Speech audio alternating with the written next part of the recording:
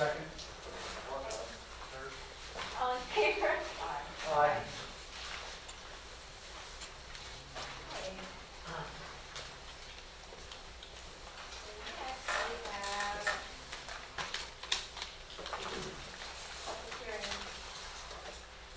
Okay, so this is, last month we did the public hearings for sunshine items to be negotiated, and there was not a representative from CMS there at that meeting, so today we have Jeannie Sullivan from CMS, so we will open up this public hearing. So Jeannie, you'll go first, and then I will counter with what the district will be opening up. Okay, CMS would like to sunshine Article 9, working conditions, and Article 11, wages. Okay. And the district will be sunshining Appendix C, which is the seniority list in the back of the contract, and Article 11, wages. So are there any comments from the public? So hearing none, we will close that public hearing. Thank you. Now item 5. Report by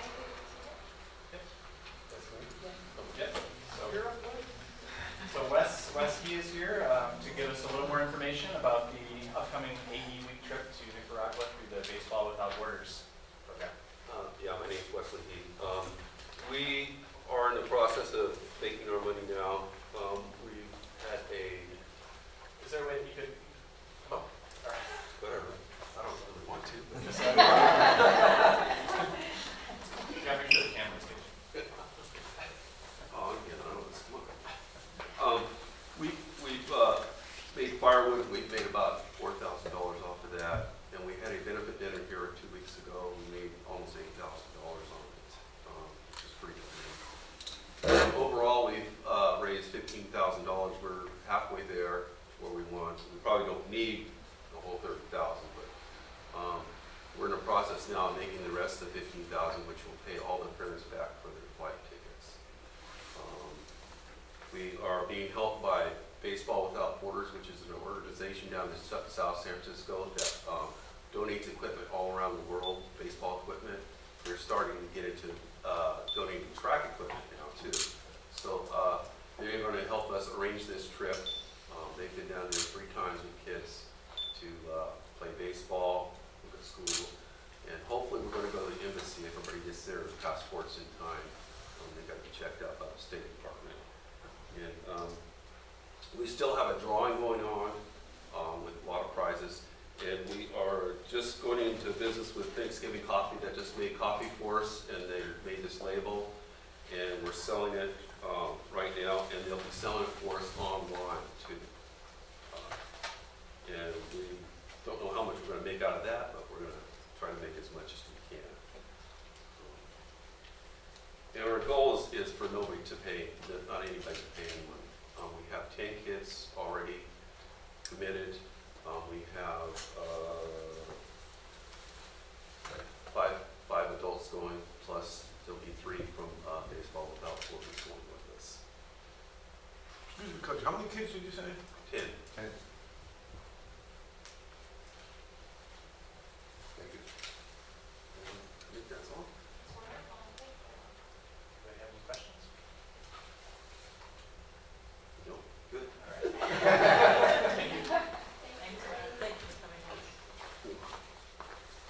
Okay, we're to the consent agenda.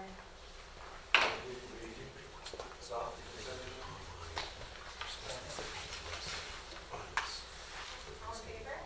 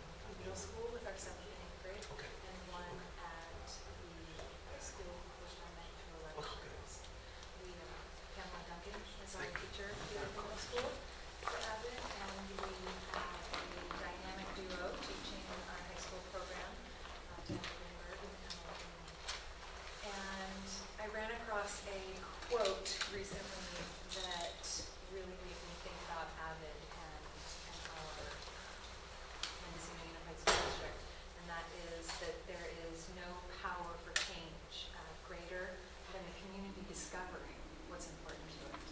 And I really feel like our school community and our district and our board have really supported AVID, and we've had a number of teachers from both the middle and high school attend AVID Summer Institutes to help teachers learn the strategies and the philosophy of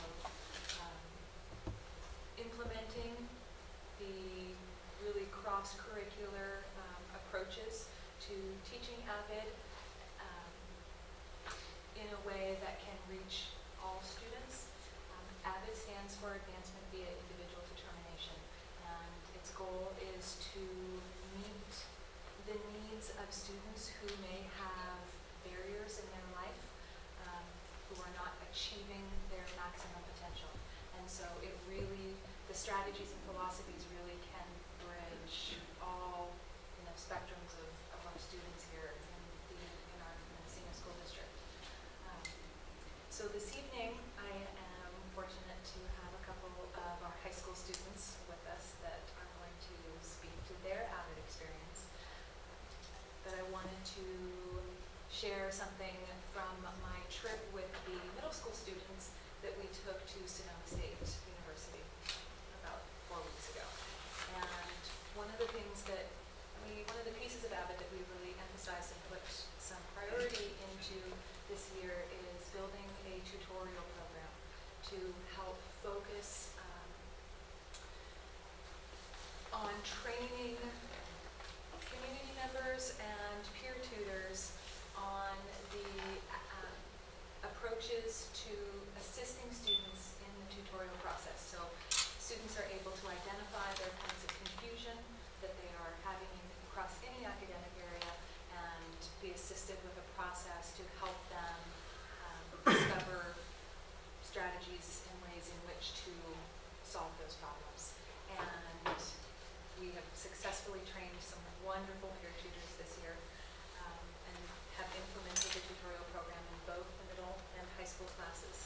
And when we went to Sonoma State, the middle school students were walking through the middle of campus, and there is a glass-walled student center classroom.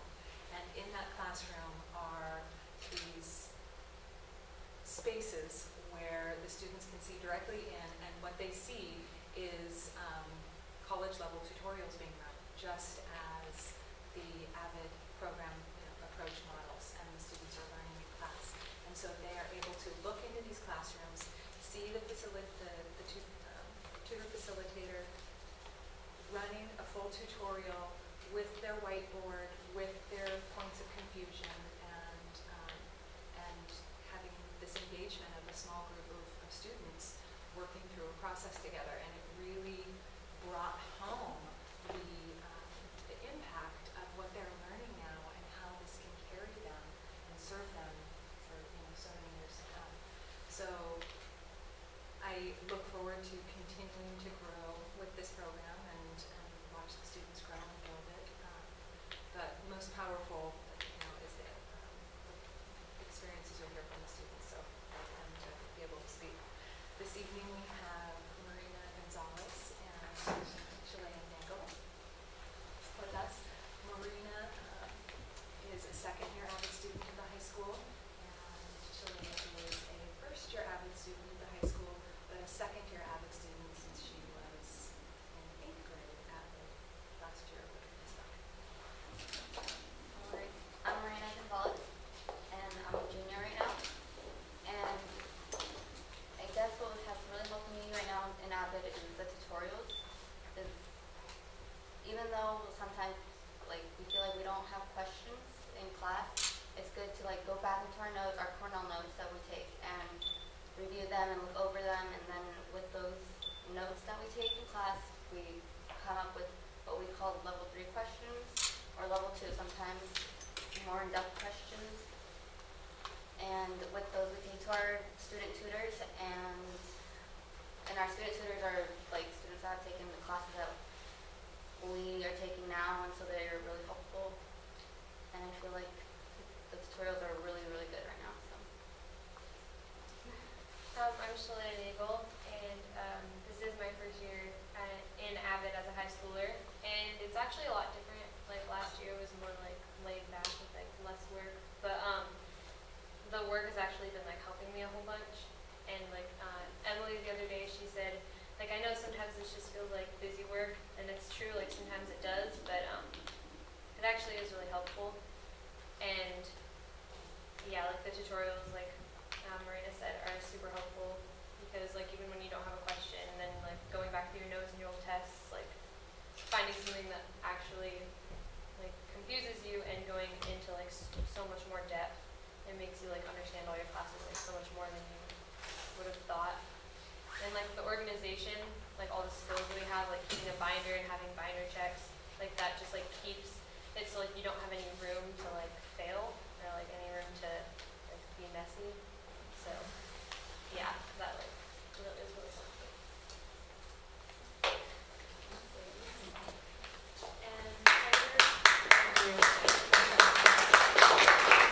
And Tyler Grimberg would like to speak briefly on behalf of a student who is not able to be here tonight, but is one of our community tutors, and kind of speak a little bit more to that process and that experience. This is from Tessa Dixon. She's one of our 3 tutors.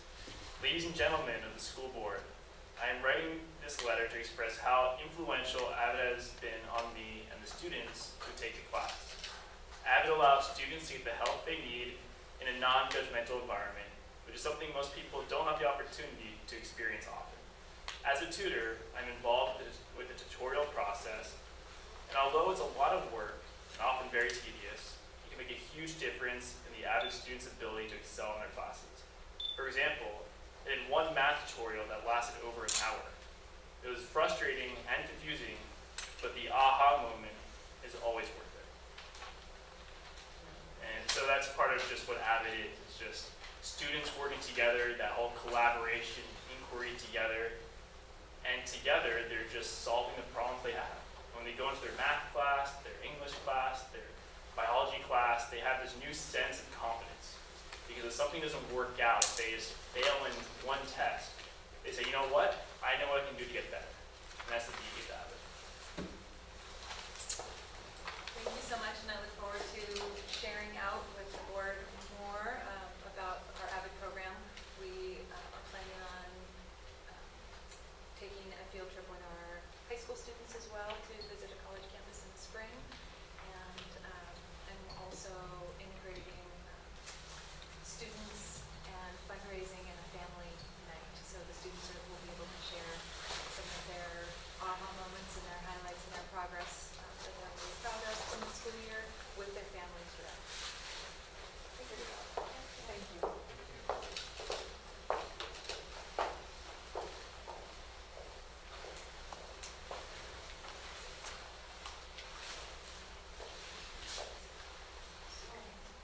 Here's our report. What a great presentation. Thank you guys for being here. Gail? Well, after hearing from Wes about the AE trip and what presented to AVID, I'll keep my report very brief. As you may know, last night was the annual winter chorus holiday concert, and as always, I enjoy that event so much, and I'm always so impressed with the kids and so impressed with what Kim is able to do. Even this fall when she had trouble, as you may know, with her vocal cords, it's a dynamite performance. When you see all these students on the stage from 4th grade through 12th grade, it's truly a joyful experience.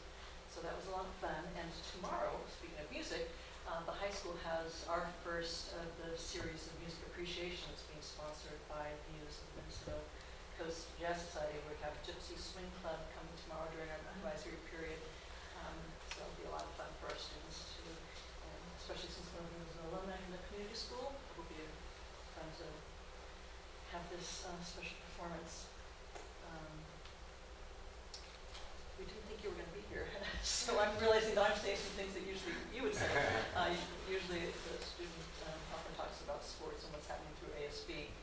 As you probably all know, fall sports sports are behind us now, and we are in the midst of the basketball tournament season, which is tough on students and staff because the kids are missing a lot of school and having to work really hard to stay caught up, especially because after winter break we had to come back to running good classes and then the final schedule. But we're having lots of fun and developing a lot of skills that will take them through the league games that will start after the first of the year. Our seniors, as usual, they had to have their CSU UC apps in by the end of November, and so that phase of pressure and excitement is behind them, and now some of them are in the midst of doing common application and doing private school applications, and staff are busy writing letters of recommendation before they hopefully go off and enjoy their holiday. That's always a very exciting time. And then in terms of the school, believe it or not, we are next year looking at our full WASC accreditation process again. Lucky us. So when we come back from the holiday, we'll be delving into the self-study process. And I'm not going to spend any real time on that now. I just wanted to alert you to that because over the course of this spring, we'll probably have 3 or 4 meetings that are the focus groups where in addition to staff, we try to include a few board members, a few parents, students, and gather input from the larger school community in a variety of ways. But I will, as a reminder to those of you who have been through this before and for any of you that might not have been, the focus groups are around these different school-wide criteria, organization, curriculum, instruction, assessment and accountability, and school culture for student personal and academic growth. So I'm just going to hand these out to you. So it's, like I said, probably 3 or 4 meetings this spring, a bit of a time commitment. There'll be an orientation probably sometime in January or earlier February. We're still working on calendaring things. But it would be great if 1 or 2 of you could squeeze it into your busy schedules to serve on one of the focus groups. So I'll just... So the first step is you get to a point where you do a self-evaluation. And that's by the end of June? We have to have the whole report done by a year from January. And so we've been pretty good at having this be a living document and constantly, about twice a year, kind of checking in our progress. So we will shoot for the end of the year. It may not be until August or September when we come back in the fall that we really get done And with the it. visitation is next October or something? No, the visitation won't be until March. So we haven't, And we need to get the report done Okay. 6 to 8 weeks before that. But the focus group will be looking at, kind of where we are now and having conversations to see what needs for future growth and change rise to the top in any of those 6 criteria areas that we want to focus on as we develop our action plan for the next 6 years. Okay. So that's it. Any questions about anything?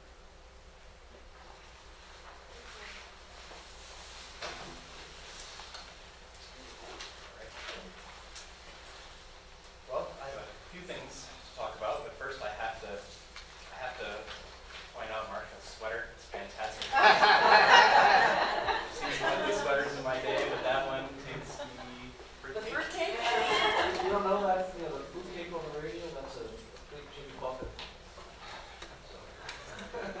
Anyway, sorry Marsha, I just when I look out in the audience, I go right here, so. You need to get in front of the camera and show it. All right, so the first thing I want to talk about and hand out some save-the-date magnets for is the School Smarts Parent Academy. This is a K-8 school parent academy that we are really trying to advertise as much as we can. This is a 7-week academy that's 2 hours each week. Hopefully we can get at least 30 parents signed up. Claire Skilton is going to be our facilitator. And it's a program that teaches parents how to be positive advocates.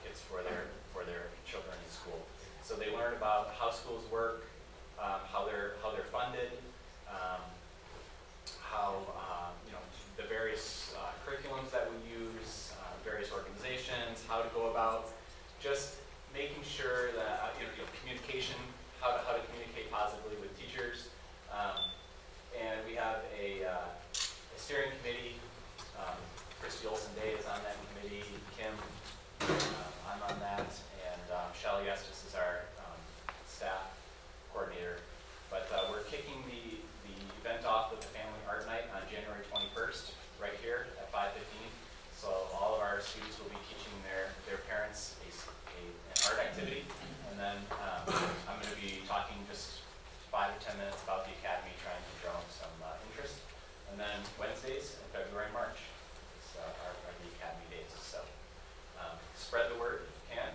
It's for everything we've seen. We actually had a facilitator training here. The facilitator trainer came in from Cal PTA. I think she just wanted a vacation on the Mendocino coast, but she volunteered to come up and give us our own private training.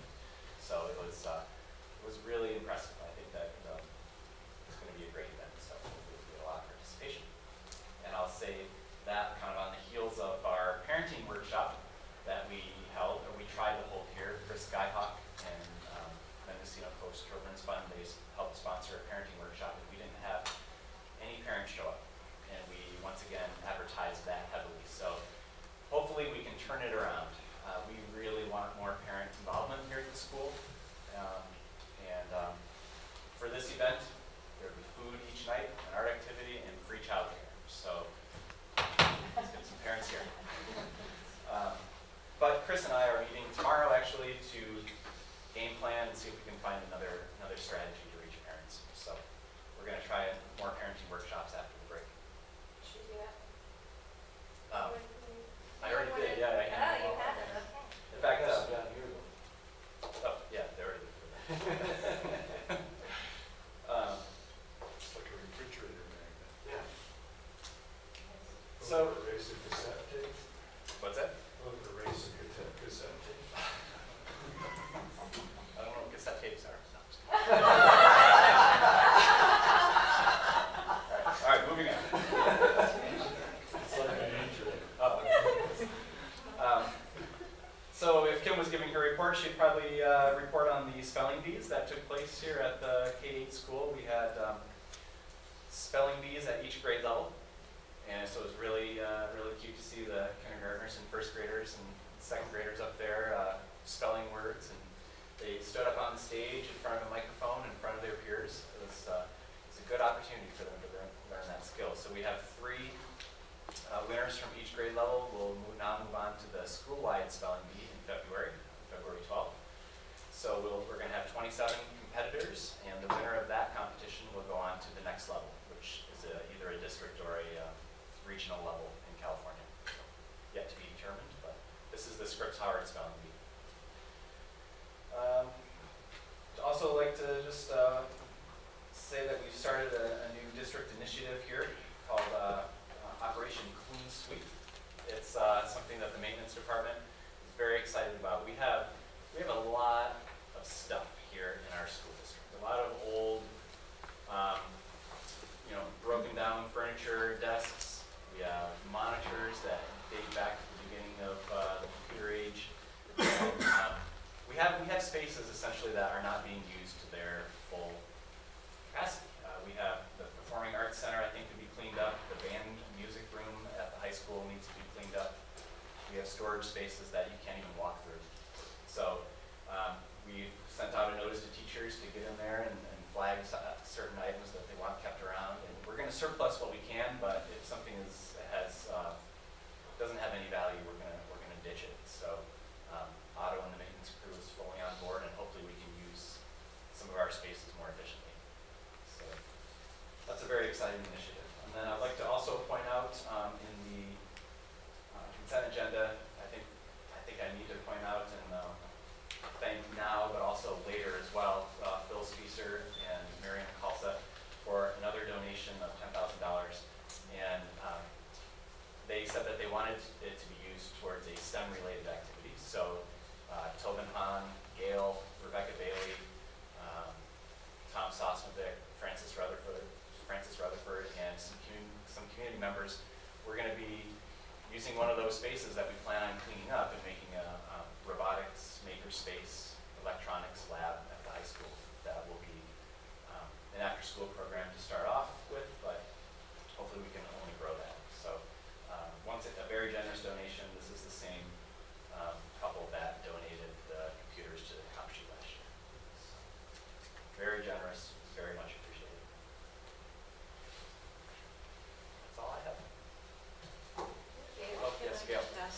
Emily wanted to add on to my report, because I went to that. Is there anything else that ASB is doing that you want to? Yeah, we're just starting to kind of think about fundraisers for the springtime, and one of them is the blood drive. That's like our main idea at this point. And the only other thing I just say was about the hour of code we did in high school. Oh, thank you. And so I did it in my lit class, actually. We had a day that I was expecting him to really have to do vocabulary tests, actually, and I got to like go and play these fun little games that were on the computer. And Rebecca did a really nice presentation about just how coding is used in everyday life. And that's all I have to say. In addition. Any other sports updates or? I just came back from a basketball tournament, actually. The girls lost their game, but the boys just won, which is nice. They played, I can't remember the team's name, started with an O, I know that. But, so tomorrow the girls play at 9 o'clock in the morning in Geisville, and the boys play at noon. What time do you have to leave? I have to leave at 5:30. But the rest of the girls' team is down there. I came back with it. Oh my God. Dedication. Wow, that's real commitment. Well, thanks, we're glad you're here. Thank you.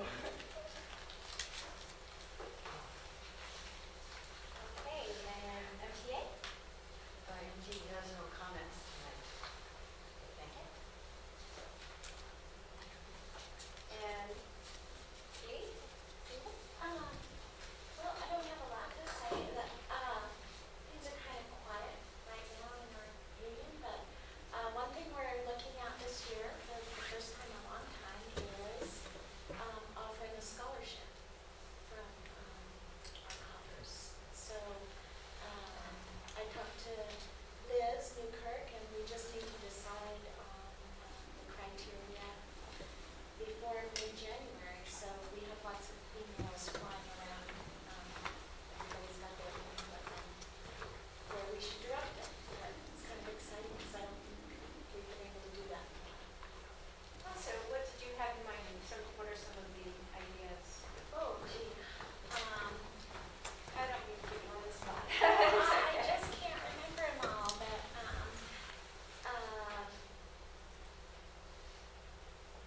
you know, just about everything has been covered in the emails, so it's going to take some narrowing down. Well, that's exciting.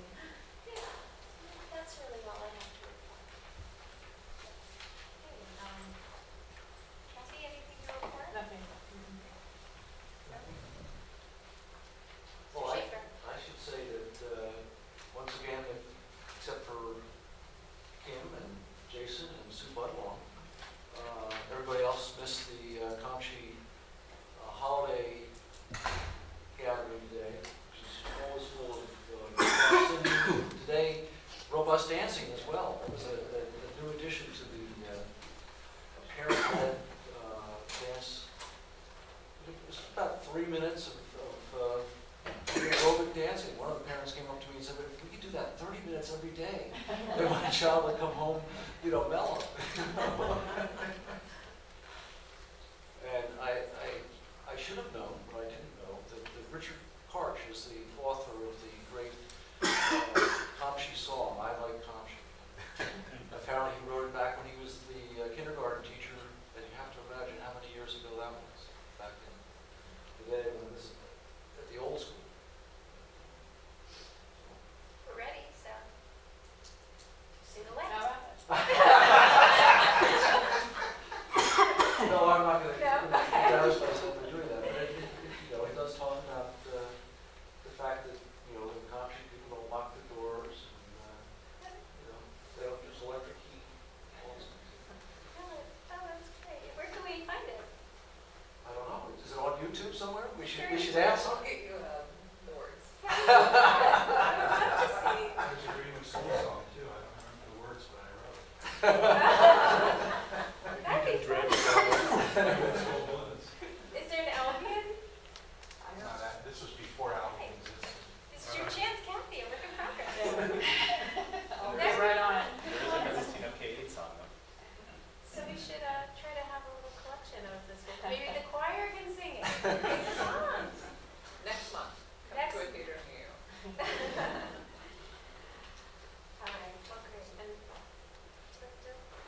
I should say a little bit about Greenwood School, and maybe Jason could help me if I got any of my facts messed up.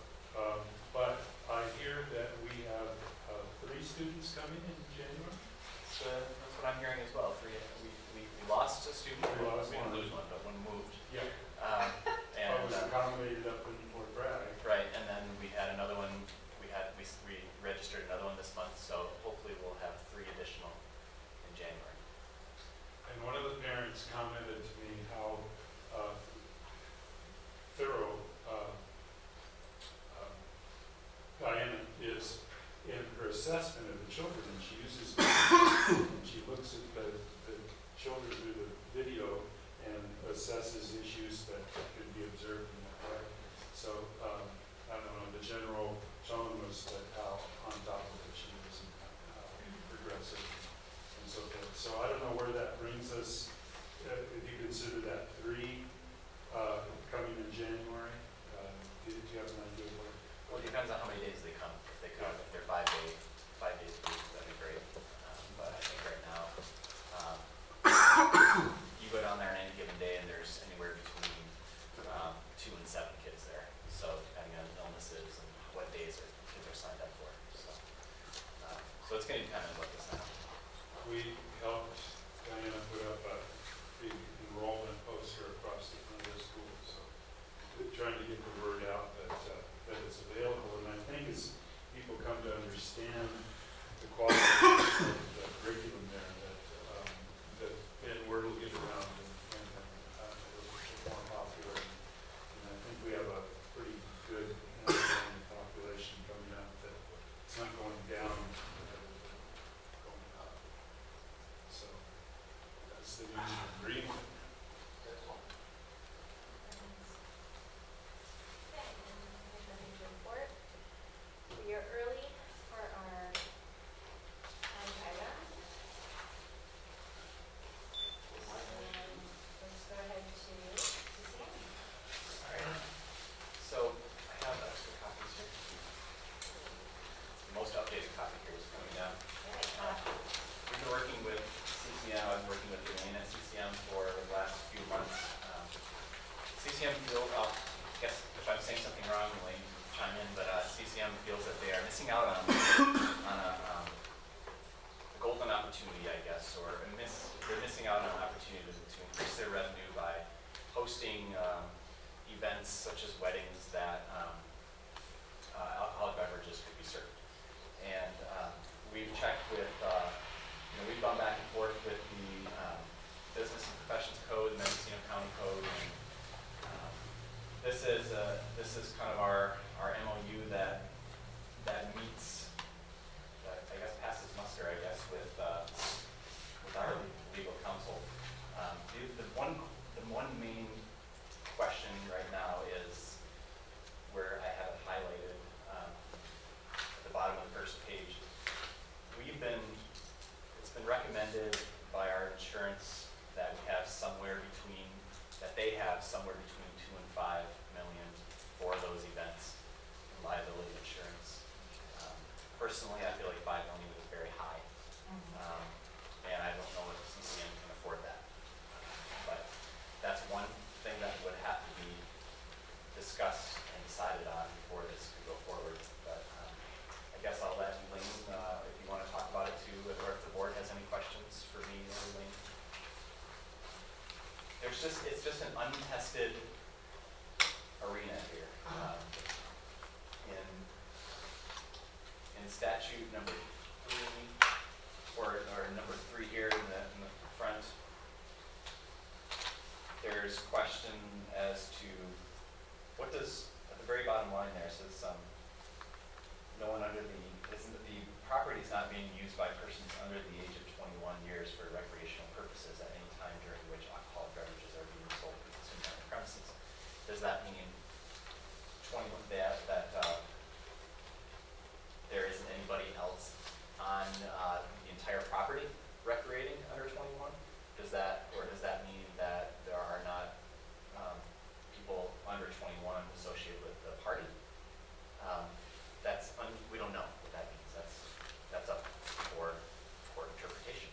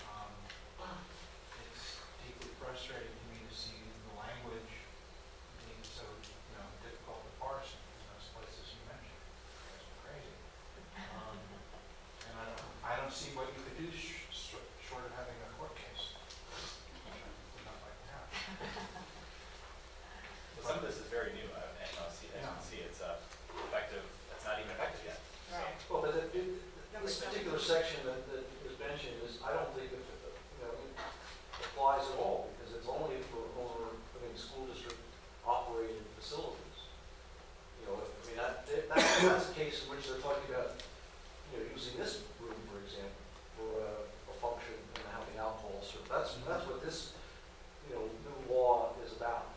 It has nothing to do with when you're a landlord using a facility that you're not operating. And I think that,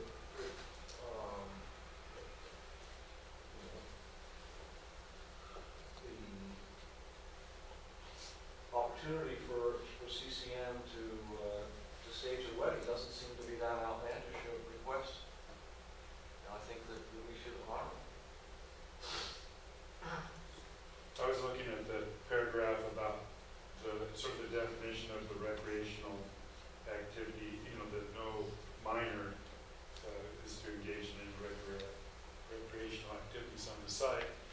And it seems pretty hard to enforce because assuming the activities contained within the building proper and somebody walks across the corner of the baseball field and it's a violation, so to speak, maybe it could be defined to a specific area.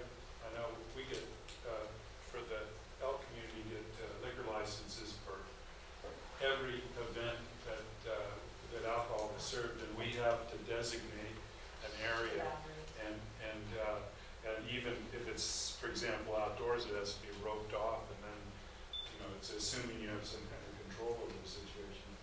But maybe that would be an answer to that paragraph that seems a little vague on the site, or activities on the site. To me, I think that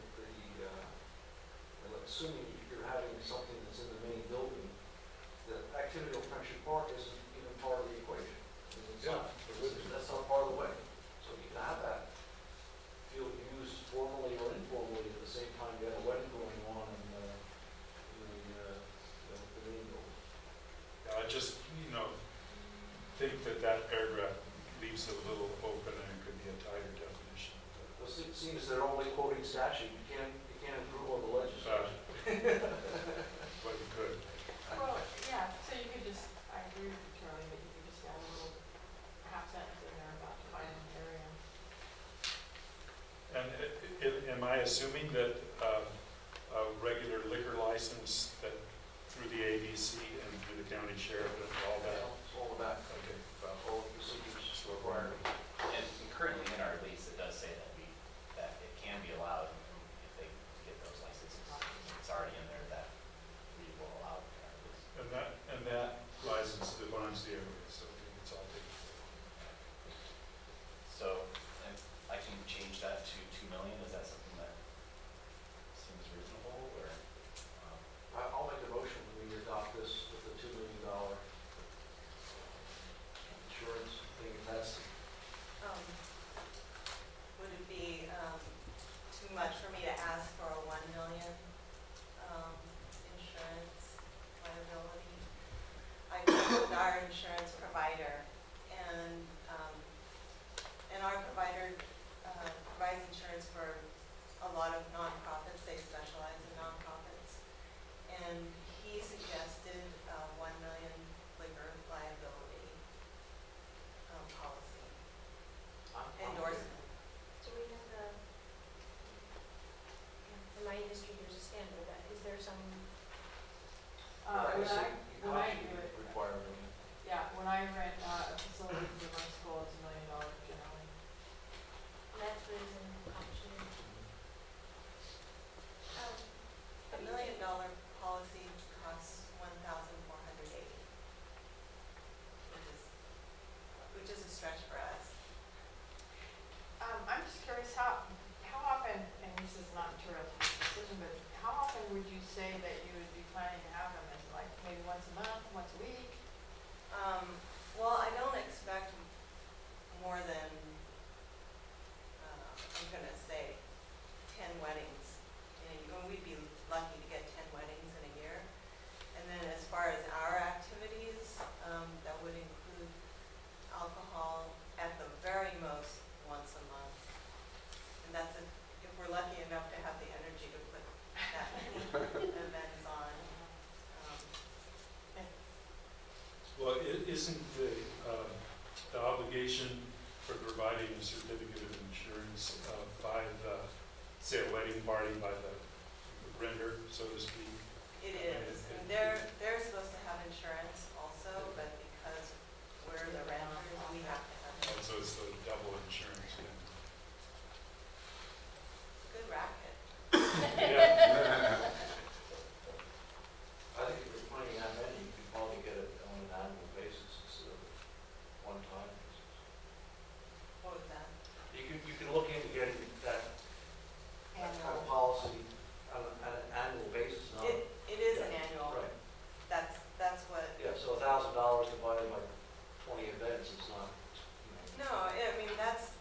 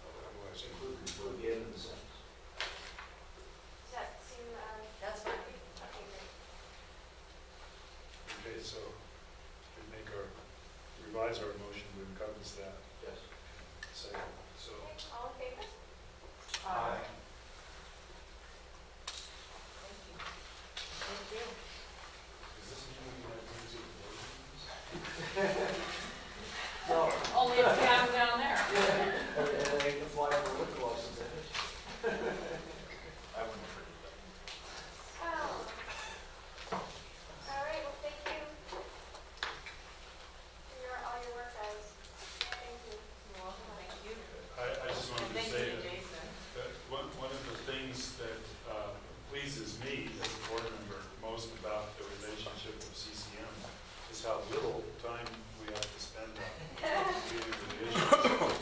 And so I thank you and congratulations. Sally. Oh, you know, it's only 6 o'clock. So, Never mind. time for our time item, parent community comment. So before I read the paragraph, is anyone here wanting to make a comment? Okay. He's disappointed. Fruitcake. Wait, someone's fruitcake raised your Nope, hand. nope.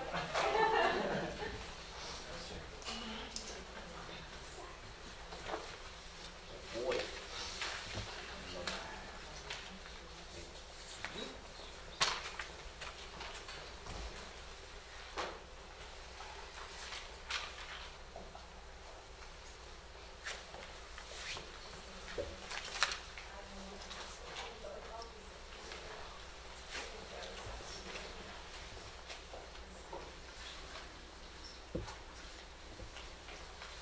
Hello. I haven't seen you in a while. I know, it's We been, missed you. thank you. 3 times a year, though, I do come to this board to present the budget, always in June when we adopt the budget for the next year, and then twice in the middle of the year with the interim reports. So this that you had in your board packet is the first interim report for this school year. The report reflects the financial condition of the budget after the first 4 months of school operation. And by law, we're required to adopt the interim report and submit it to the county office for their assessment of whether we're accurately reflecting our financial condition. And we're submitting this report to you and to the county office with a positive certification. So that means we're able to meet our financial obligations for this year, and the next 2 years out we're required to do by law. So the things we're going to focus on tonight are just the overall condition of our general fund for this year, and then look at our multi-year projection going out the subsequent 2 years, and talk about a few of the risk factors that are on our radars to watch fiscally for the school district. Some of the key assumptions that we are carrying for our budget for this year is our average daily attendance of students of 515. We have 550 students enrolled. We're up 10 students over last year. The key elements of our financial revenues under the local control funding formula as a basic aid district are our local taxes. And our secured roll taxes, the property tax income, is the biggest one of those. And our assumption of secured roll tax is vital to the health and welfare of our budget for this year and the projection. And we're assuming that we're going to be receiving $4,660,000 this year in secured roll. That's about a 0.5% increase over last year. So our taxes are relatively flat in the projection.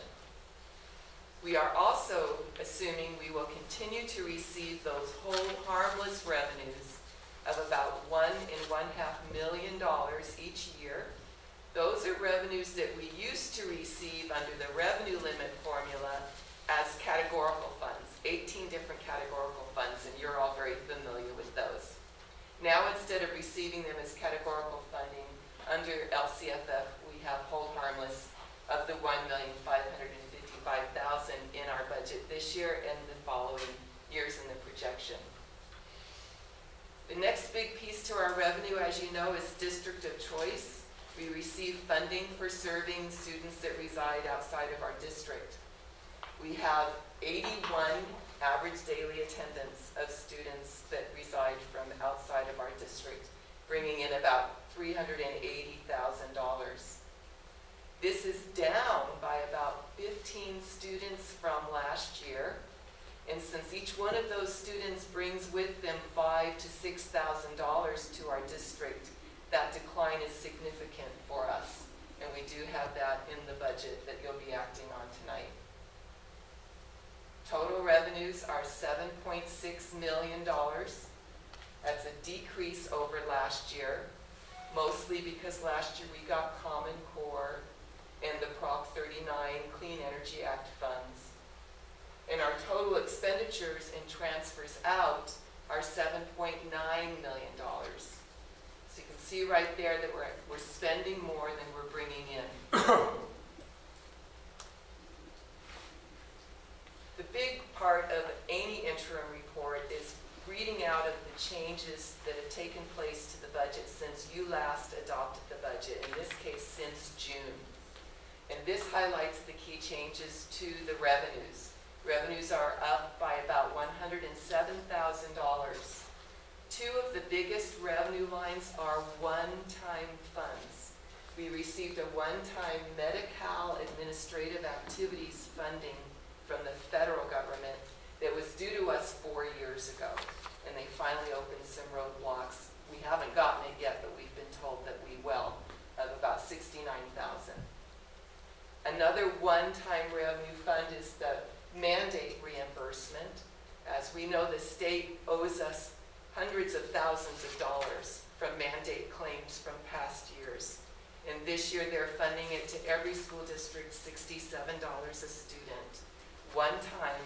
So we're getting about $34,000 for that in the budget this year. District of Choice, as we talked about on the last slide, is declining, and we've adjusted our budget because we do have fewer students than we had expected at the start of the year. Tax revenues, we've adjusted slightly downwards based upon the P1 tax report from the county assessor.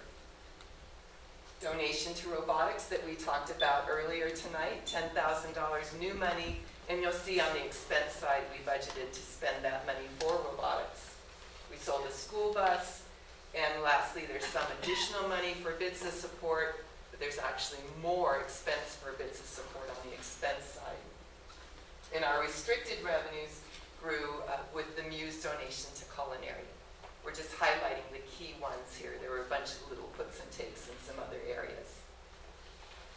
One important item to note is most of the increases are one-time. Most of the decreases are ongoing. Our expenditures and transfers out increased by almost $300,000 since June. This slide shows the salaries and benefits. Salaries and benefit costs increased by $28,000. Mostly as we hired new people, we adjusted where they came in on the salary schedule. We did increase some staff, 1/2 of one FTE certificated. We added some classified staff. And what you'll see on these next slides is the blue is the R&D changes from the R&D fund, and the black is the regular standard budget. Most of our increase came on this books and supplies, and most of these increases were one-time in nature. So the biggest increase was the Wi-Fi cost that we see on books and supplies. We see some of the Wi-Fi came in as an operating expense and a little bit as a personnel expense. We spent about $68,000 that will go away next year. That's a one-time expense. We also moved some of the technology funding, $170,000. Some of that was operating expense that we moved into books and supplies. The next three green items are spending carryover in the SLIP and the local site accounts from the school site. So we carried over some funds from last year, and we just budgeted to spend them. Those don't affect the bottom line of the general fund at all. We added $20,000 to the technology budget, and we removed a bus barn door budget.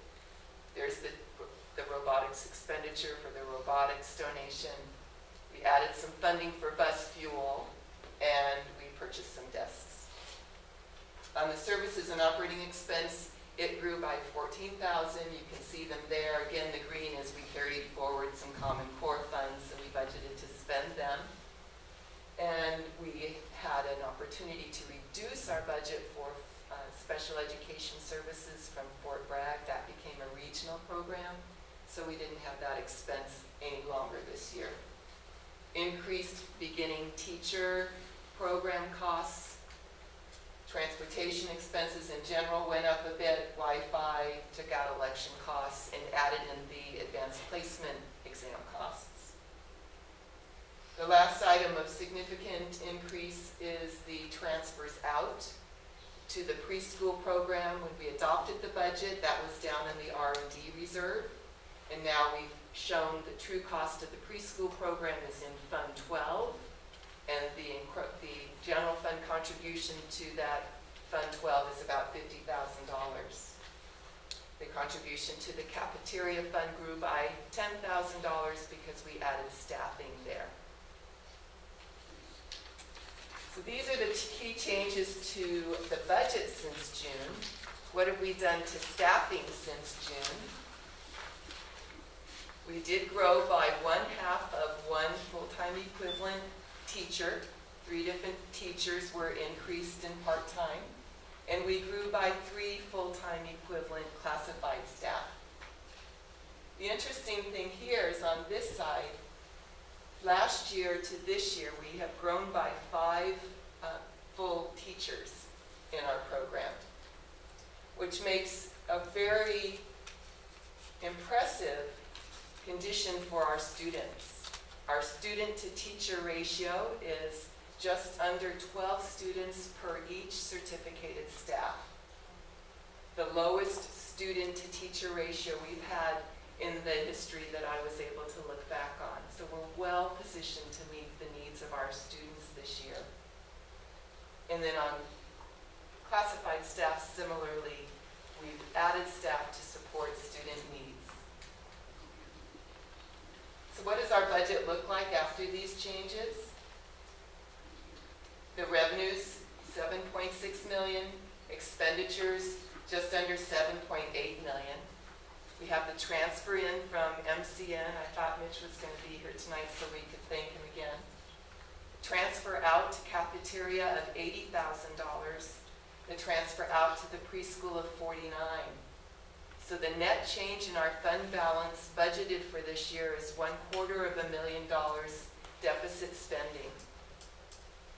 We start with the beginning fund balance of $2.4 million, so that means our ending projected fund balance is $2.1 million. Of that ending fund balance, we have several designations: the revolving cash, the required 4% of our budget for economic uncertainty. We still have $115,000 in the Research and Development Reserve. This should be Prop 39, Clean Energy Job Act, remembering that those have to be spent on clean energy projects that are approved. And then we've been told to put that $69,000 in one-time Medi-Cal funds in a reserve until we get the money. So that's the only reason why it's down here till we see the cash. So our undesignated reserve is $1.5 million, a very good budget condition to be in. Moving now to the projection and keeping this revenue number in mind, we'll start with the revenue projection, starting with that $7,618,000. Here we are this year with the $7,618,000. And what this chart does is it shows us what are the changes in revenue that we're projecting year over year. And the first is taxes on both years. Between this year and next year and the following year, we're still looking at a relatively slow tax growth in revenue of 0.5%. And then we are expecting a decline in district of choice as the seniors graduate. And we have 16 seniors coming to us from outside of our district this year. So when they graduate, we know district of choice will decline in revenue. Hopefully we'll bring some other students in. But there's the decline showing this year, and then 15 juniors this year would result in the decline going into 16, 17. So there's a decline due to ADA loss in district of choice, but there's also an offsetting increase because Anderson Valley and Fort Bragg get an increase in their local control funding formula, and this is the net difference. So we're showing the increase, we're showing the decrease, and this is our best projection of what we can expect. The next item down, this year we transferred $150,000 into the deferred maintenance fund. Going forward, we're transferring $100,000, so that just makes it look like we have $50,000 less of a transfer out, so $50,000 more revenue. And the education protection account is just a little change because we get $200 per student. Federal revenues, the big decline there is that one-time Medi-Cal administrative activity money we just talked about is one time. So that goes away in 15-16. Prop 39, we get new money for that, but it's dedicated and restricted to energy activity. And then the one-time mandate revenue we got this year goes away. And local revenues is primarily Muse, MCOE interagency funding, and that robotics 10,000 will go away. So those are the changes between this year and next year that gets us to the 7.5 million. And similarly, we have changes going between next year and the third year out that gets us to just under 7.5 million. And what the pictures show here, you remember in the days of the Depression where we were there, I looked back 3 years ago today, we were looking at 3 wildly different multi-year projections. Very, very different. And trigger cuts, not trigger cuts, transportation, not, it was terrible. So now we have a much more predictable, flat revenue projection that is pretty predictable. Unfortunately, it's pretty flat, and it's actually going down just a little bit.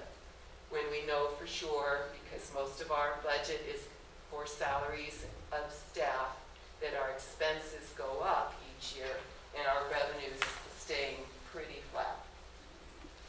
But remember this revenue line, that's the basis of our projection. So that top revenue line is the top line of our multi-year projection.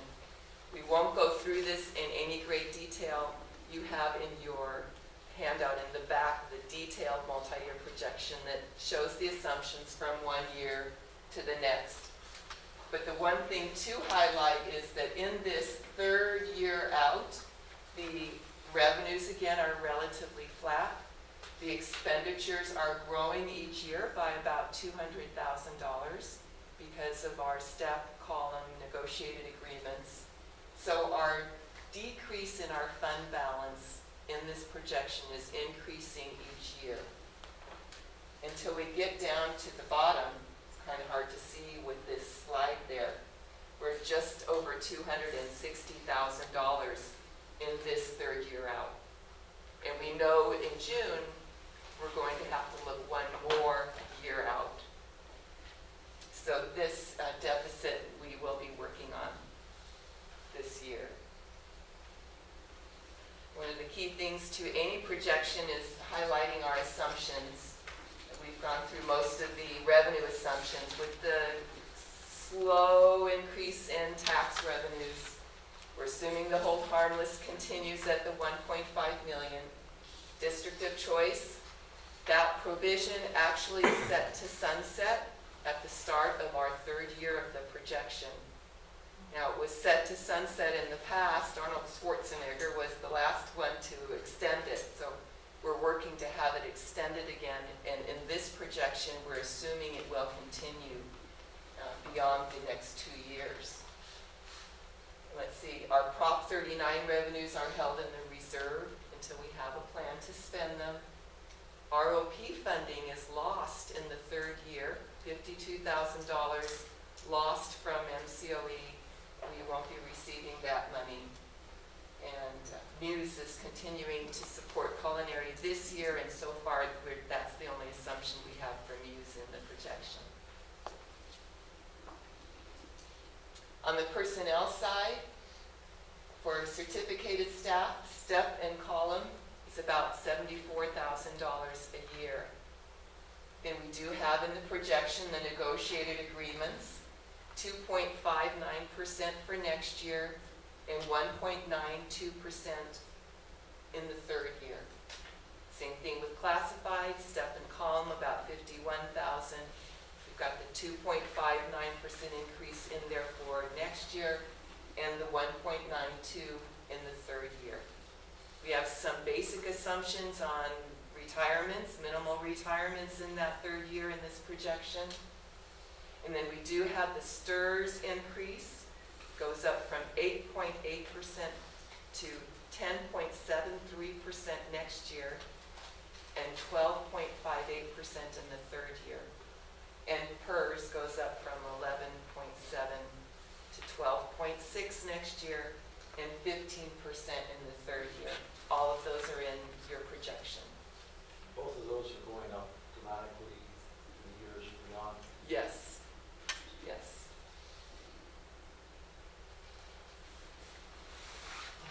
The other expenditures that are not salary driven are Common Core expenditures go away next year. We got the money last year, we finished spending it this year.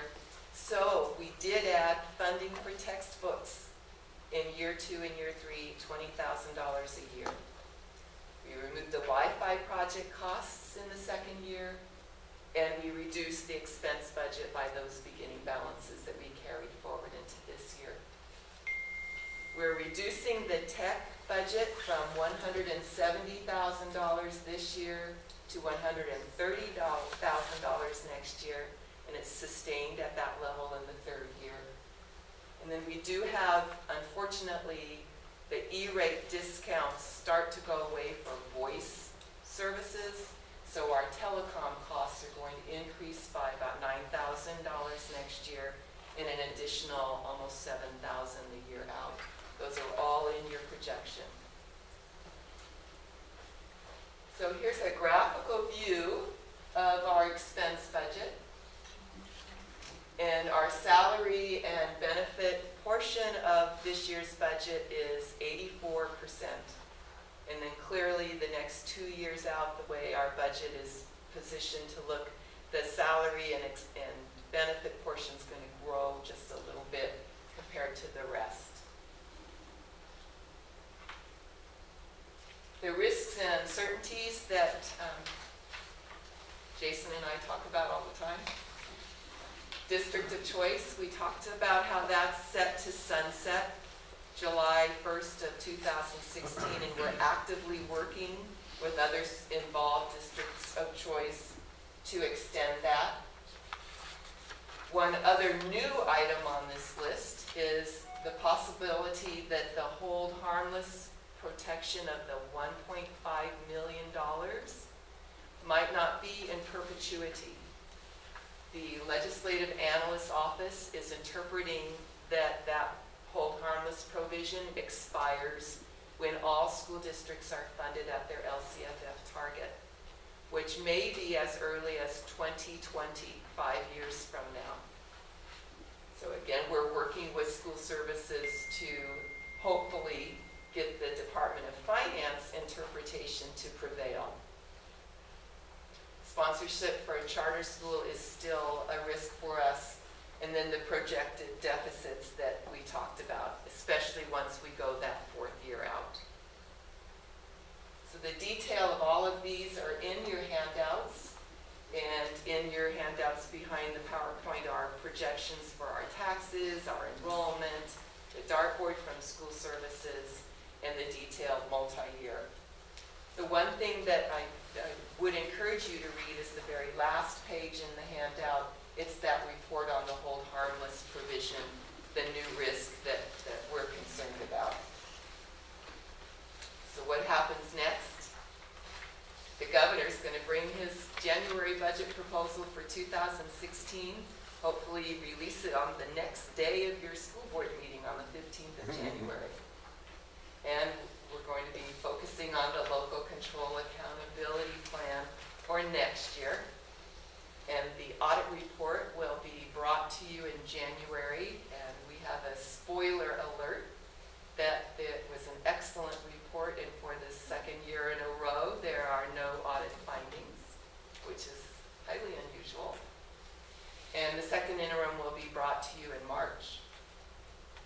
So we recommend that you approve this second interim report. We're able to meet our obligations, working on that deficit spending. And now's the time we thank Jason and Gail and Kim and the staffs, especially for that stellar audit report again. And Susan, Tony, Michelle, and now Mitch in the district office. And you all for your mindfulness as you keep all these factors in mind when you make your decisions. And Mark, Michael, and Jason for the constructive comments and real active support in the Finance Committee. Thank you.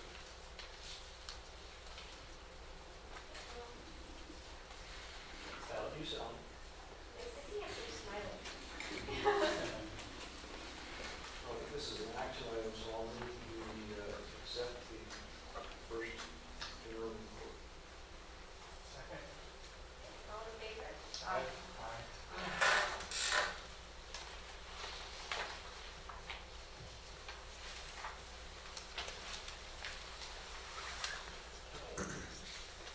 Ready to move? 9.3. Organizational meeting. Anybody else see it? Well, this is just where we have to hold nominations and elections, and Michelle will appoint me as secretary to the board. All in favor of Jason being the secretary? We need to move it in second. I think we'll do it as one lump rather than individual. Okay. So, I would like to move to Jessica, the president. And I haven't talked to you about it, so I'm blindsiding you. I second that. well, thank you. But if someone else would like that. Well, I would like to do it again. I would nominate Michael, just to. Mix it up. I'd love to serve as clerk. Is that, Sure. does that So feel fair? I'll pull mine up and if you'd like to move that. Would you like to, Becca? That means I get out of being clerk? No. No, we need, I just said She you was would motion. nominate motion for Michael. Yeah, I would make, But you want to make a motion for me For and the both of Jessica? them. and- Yeah. as well, yes. Jessica is clerk. Michael is president, Jessica is clerk. And Jason is second. Second that. Are you interested in Oh. the clerkship? I was just making a suggestion that you're Well, an awfully fine I clerk. thought you offered. No.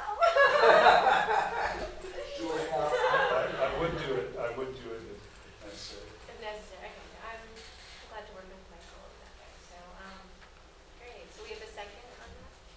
I'll second it. Okay. There you have. Who is the first? No, we can't hit that He motion. moved, I seconded, and we should. Do we need a vote? Okay, all in favor? Aye. Congratulations. Thank you. I guess congratulations. Condolences. Or constellations. Do we do the? And that takes effect at the next meeting, or? Wow, that works. It would be the next Next meeting, right? meeting, okay. January? We've done it both ways. I've seen a gavel pass in the meeting. Oh, have you? Was it through the air? Great. Well, so the next step is to appoint our committees.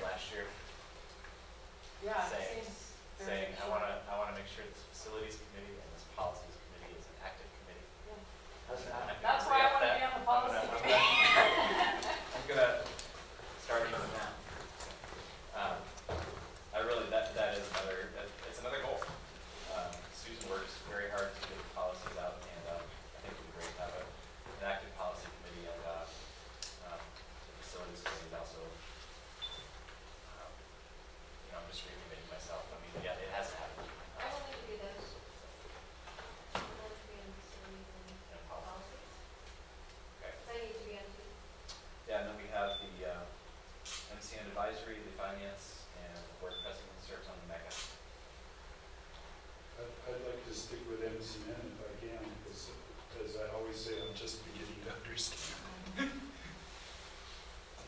Are you two willing to stay on finance? Yeah, I'm willing. I mean, it seems like continuity is pretty big on that one.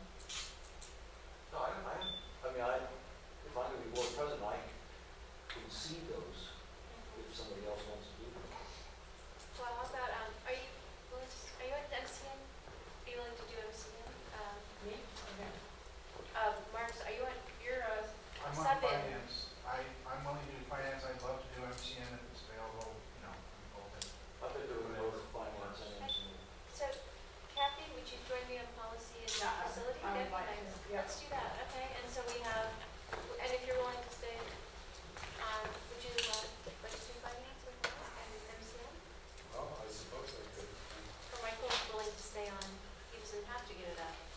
But that leaves you only on one committee. Yeah. And I don't mind that. You don't mind? Would you like to do the sub for Michael? Maybe, and we could do it that way? Sure. Yeah. Okay, so, You mean in terms of finance? so Michael, Yeah. Michael and Mark stay on finance, and then you and He's the Mark on alternate. MCN.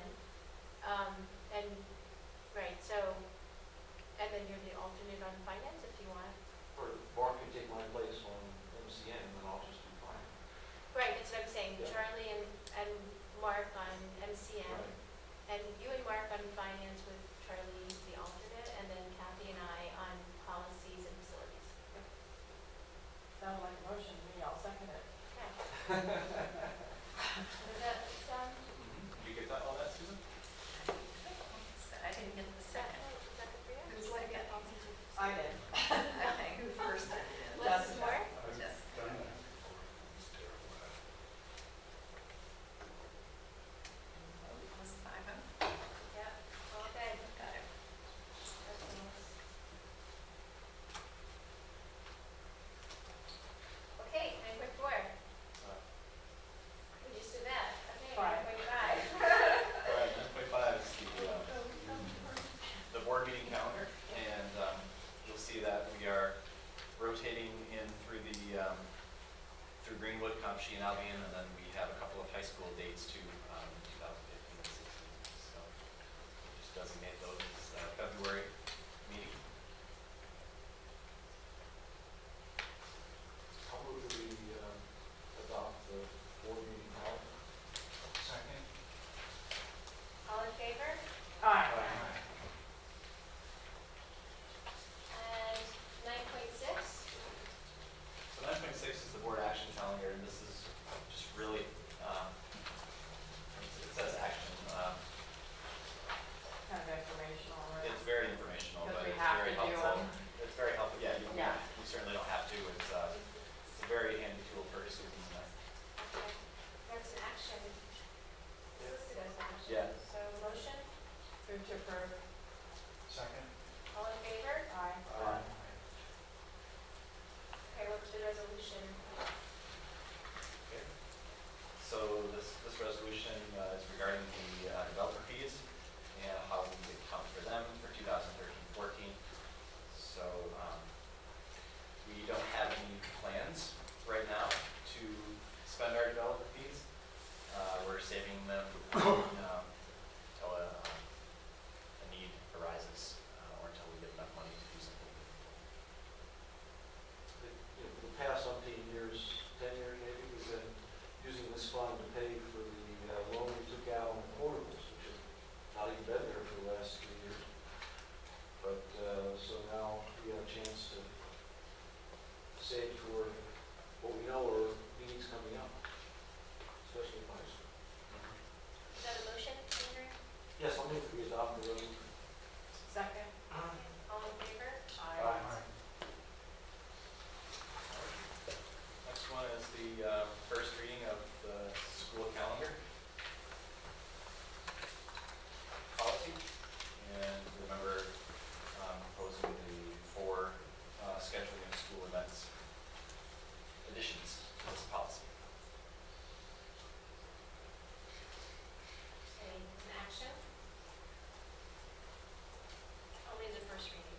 And this is the policy that the public was invited to submit information about?